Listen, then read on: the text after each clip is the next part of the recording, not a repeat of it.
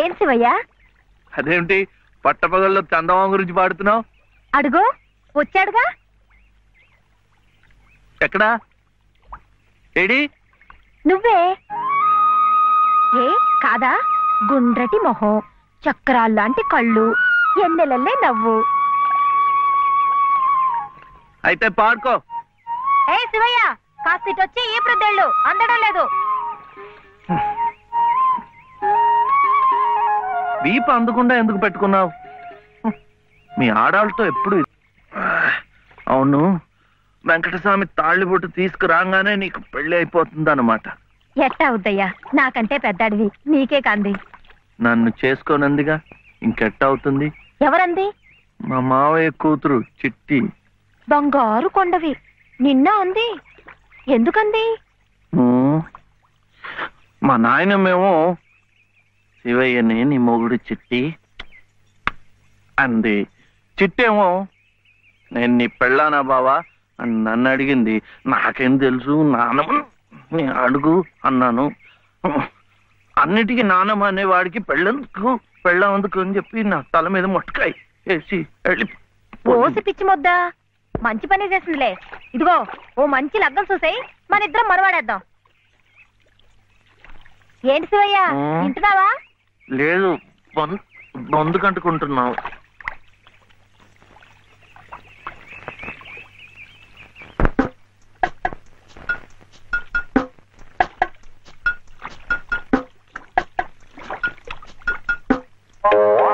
ఏం శివయ్య, పెళ్ళనగానే చేతికి ఏదో కరెంట్ వచ్చినట్టుగా ఉంది.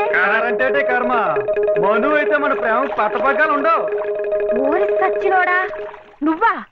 ఎల్లెలో ఏటే సుబ్బులు, చెయ్యి మారగానే సాకు తగిలిందటే చుట్టుకున్నావు. పట్టేవాళ్ళ బుద్ధేంటో ఆ చెయ్యి వాటంలోనే తెలిసిపోద్ది. అమ్మా!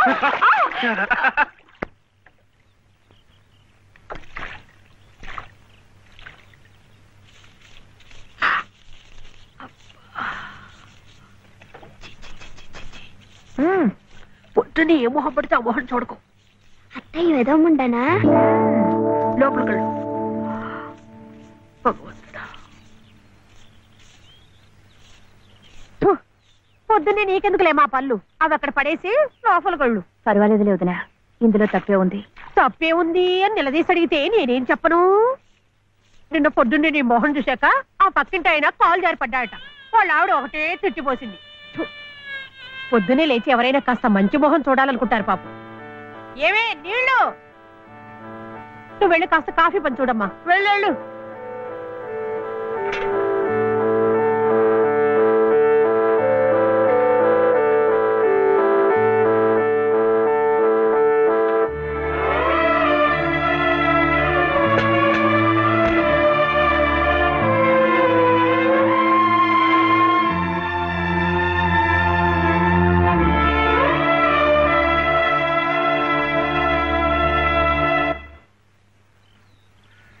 లలితమ్మ గారు, లలితమ్మ గారు, లలితమ్మ గారు. అదేమిటి రోజు ఎంచగ్గాను దుర్గమ్మ గారు అని నా పేరు పెట్టి పిలిచేదానివి, ఈ రోజు ఏమిటి లలితమ్మో అంటా గావుకేకలు దుర్గమ్మ లలితమ్మ అయిపోయింది ఏమిటి? అదెట్టా అవుతుందమ్మా, దుర్గమ్మే, లలితమ్మే. నా జాకెట్, నా లాగు, నా చొక్క ఎక్కడా? ఇదిగో బాబు. తమ చీరలు 2 రాసుకోండి. ఒరే చెంప అక్కడ పెట్టరా.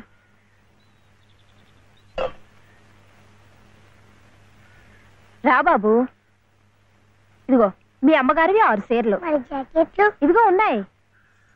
ఇవి నీ చట్లు నిక్కర్లు, జాగ్రత్తగా పట్టుకెళ్ళు. అమ్మో ఇన్ని బట్టలే?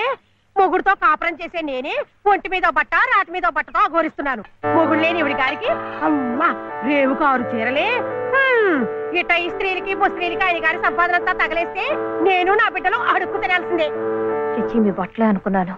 మీ మనసు కూడా నీరకాయ పట్టి మురికెత్తిపోయింది. ఒక్కసారి మీ ఆయన గారు ఉడకేసి ఇస్త్రీ చేస్తే నా స్వామి రంగా. ఏమిటే గొడుగుతున్నావు? అబ్బే ఏం లేదమ్మా. అయినా మీరు కూడా ఏందమ్మా, దేవుడు ఏదో చిన్న చూపు చూడబట్టి ఆవిడ మీ ఇంటికి వచ్చింది గాని నిన్నటిదాకా ఆవిడ లక్షణంగా బ్రతికిన మనిషేగా. అంటావు మధ్యలో నీ సమయం పోయింది. బట్టలు ఎక్కువేస్తే డబ్బు బాగా గుంజొచ్చని నీ ఆలోచన. ఆవిడ గారి బట్టలకి మీరేం డబ్బు ఇవ్వక్కర్లేదులేండి. పుట్టెడు కష్టంలో ఉంది. ఆవిడికి ఈ పాటి సాయం చేస్తే పుణ్యమైనా దక్కుద్ది.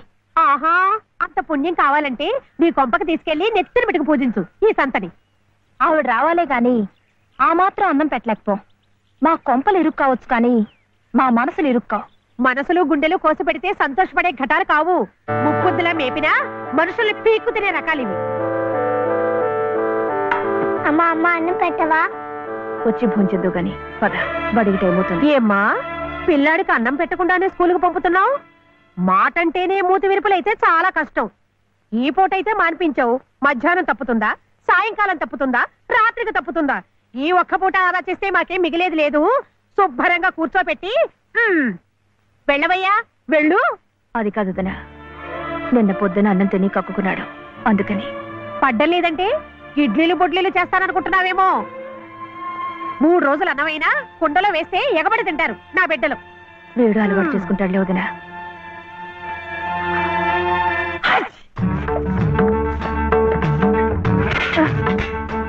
ఇక్కడ గొడిగే. నీకు వర్షం వస్తుందేమోనని. సరే సర్లే, ఎక్కడైనా పెట్టు. రామ రామ. ఇక్కడ కాదు, అక్కడ.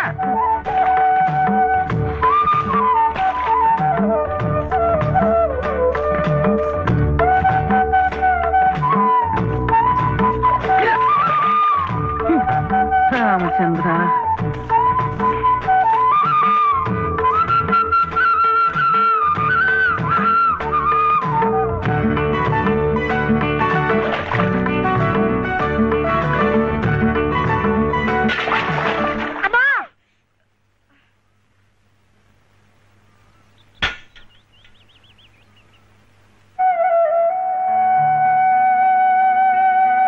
అయ్యో ఏమిట్రా ఈ తలతిక్క పనులు?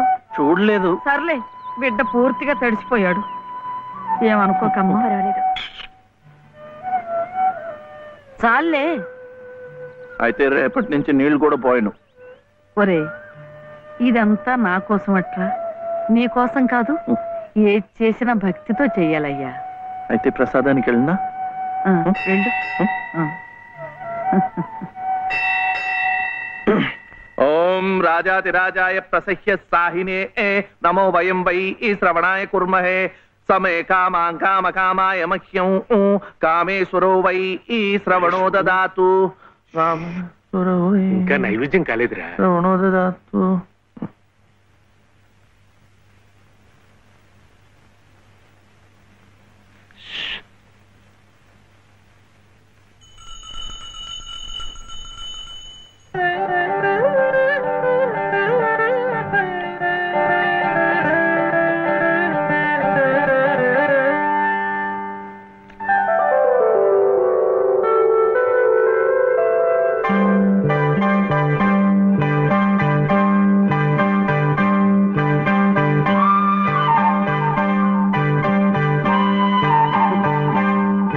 చూస్తున్నానండి, మీరు తినకుండా అంతా బాబుకే తినిపిస్తున్నారు.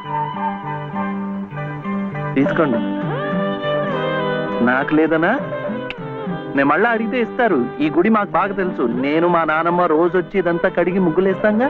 తీసుకోండి, తీసుకోండి. తీసుకోమ్మా. అసలు దేవుడు గర్భగుడిలో ఉంటే వీడు ఊరేగింపుకు వెళ్లే ఉత్సవ విగ్రహం లాంటి వాడు. పుణ్యమే. రాజమ్మా, ఆ అమ్మాయి ఎవరో తెలుసుగా? మన చలపతి చెల్లెలు లలిత. అలాగా, నేను గుర్తుపట్టలేదు.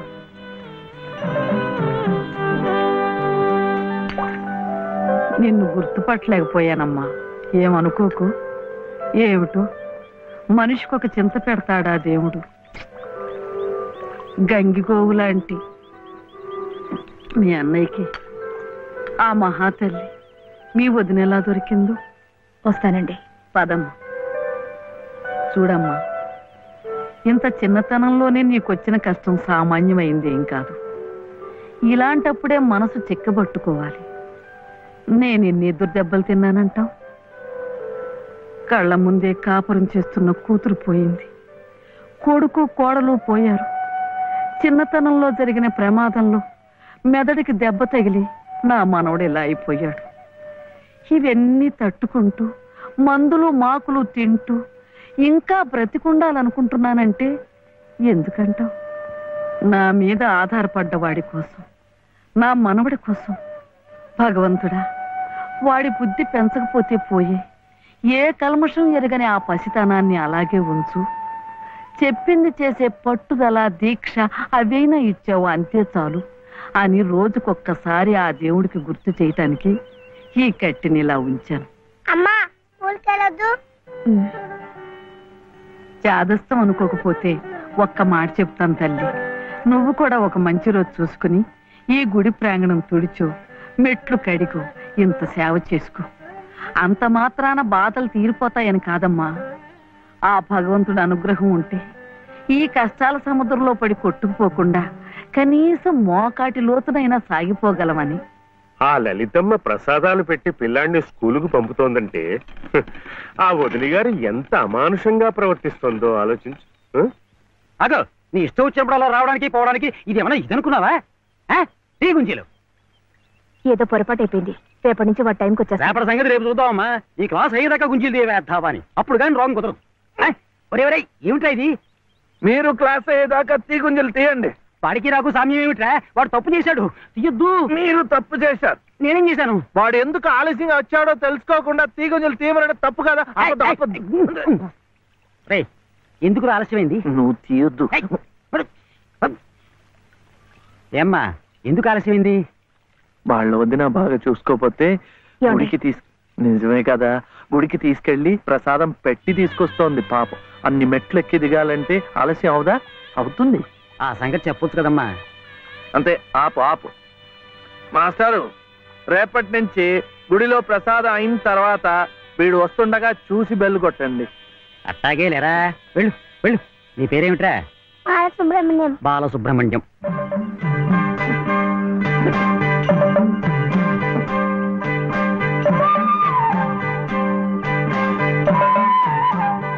తెలిసిందిలేండి, మీ పేరు లలిత, నా పేరు చెప్పనా, వీర వెంకట సత్య శివసుందర రామయ్య. మీ పేరులో 3 అక్షరాలే, లలిత. నా పేరులో 3 ఉన్నారు.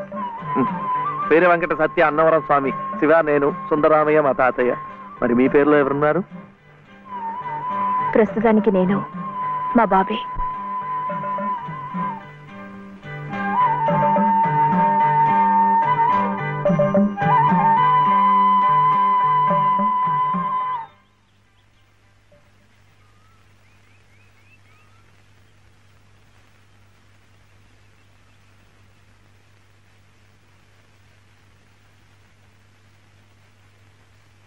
ఇలా సహాయం చేస్తే పుణ్యం, కానీ మొగాళ్ళు మాత్రమే చేయాలి.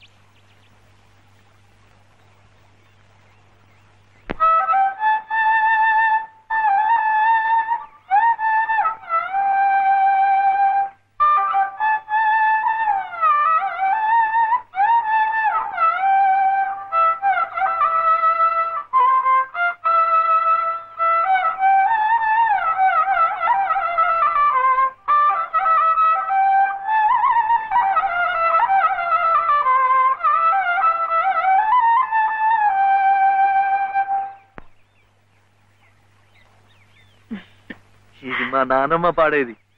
ఏమిటి చెప్పండి. శివుడవో మాధవుడవో ఎవరని నిర్ణయించేదిరా, మిమ్మల్ని ఎవరని నిర్ణయించేదిరా. మీకు సంగీతం బాగా వచ్చనుకుంటానే.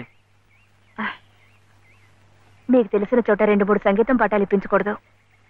పాఠానికి 100 రూపాయలు ఇచ్చినా నా బ్రతుకు గడిచిపోతుంది.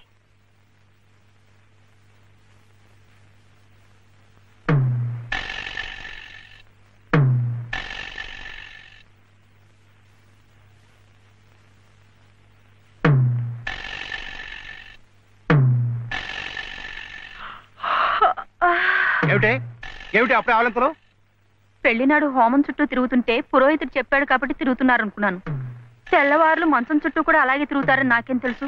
పాడుగాను బుద్ధి. తిరుగుతున్నానంటే ఏ కోణంలో చూస్తే నువ్వు అందంగా ఉంటావో చూస్తున్నా. నా అందం చూడటానికి ఈ జన్మ సరిపోతుంది. నా కడుపు పండటానికి మరో జన్మ పడుతుంది. పడితే పట్టని ఏమిటి? అన్ని జన్మలకి నేనే నీ మొగుణ్ణి. మావయ్య ఇటు దిగు దిగు. అలా చూడకూడదు రాత్రిపూట. ఏమిటయ్యా రా. మధ్యలో వాడిందికే నువ్వు కూర్చో. నువ్వు వెళ్ళరా వెళ్ళు. ఇవ్వు.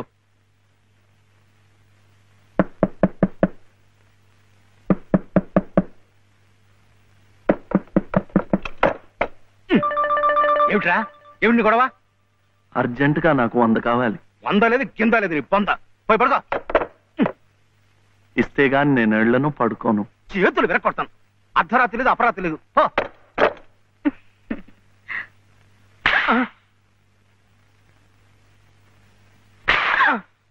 అల్లుడు ఏమిటండి మీరు కిటికీ? అది కాదయ్యా, ఇందాకడేదో నేను అడిగినట్టున్నాడు, నువ్వేమో కాదన్నట్టుకున్నావు. అందుకన్నాడు కొరడా ఇచ్చుకొని రక్తాలు వచ్చేలా కొట్టుకు చేస్తున్నాడు. సావనివ్వండి, నేను లొంగను. అయితే నేను ఈ ఘోరం చూడలేను. నేను ఇప్పుడే గోదాట్లో దూకు చేస్తా. ఉండు నాన్న, నీతో పాటు నేను కూడా తూగి చచ్చిపోతాను. ఆగు. పగలు లేదు రాత్రి లేదు, ఒకటి ఈతల పోటీలు ఇద్దరికి. రాడు చూడాడు ఎలా కొట్టుకి దిగిపోతున్నాడు. అయినా అడిగింది లచ్చలా కోట్ల ఓ కొంద. మీకు 100లాగా కనిపిస్తున్నాడు మీ బొంద. ఇలా 10 సార్లు 10 వందలు ఇస్తే ఎన్ని వందలు అవుతాయి నా బొంద? ఇలా ఇప్పటికిప్పుడు కావాలంటే చిల్లర ఎక్కడి నుంచి తీసుకోవాలి వాడు బొంద? ఇదిగో బాబు వందా. అలా కొట్టుకోకూడదమ్మా.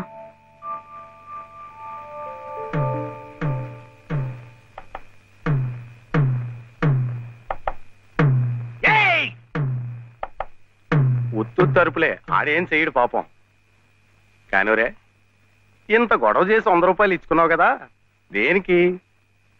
సంగీతం నేర్చుకోవడానికి. అందులో సగం నేను నేర్పుతా. ఏం సగం ఇస్తే సగమే నేర్పుతానేనా? మరి మీకిస్తే ఆవిడకి సహాయం చేసినట్టు ఎలా అవుతుంది? ఆవిడెవరు? లలితమ్మ గారు. అదా సంగతే. బాగుందిరా. కానివరే, ఓ పెద్ద పేరున్న దర్జీ దగ్గరికి సీటీ కూడా అట్టుకెళ్ళి మంచి కోటు కుట్టమంటే బాగోదు. అట్లాగే బాగా శాస్త్రం తెలిసిన మనిషి దగ్గరికి వెళ్ళి నీ లొల్లాయి పదాలు పాడే కంఠంతో సంగీతం నేర్పమంటే చచా, దానికి రాగం తానం తాయి ఎన్నుండాలా? అసలు గొంతుకే స్థాయిలో ఇప్పుడు జమ్ము నిలబడిపోవాలా. అప్పుడు ఆవిడ ఏమైనా నేర్పినా నువ్వేమైనా నేర్చుకున్నాను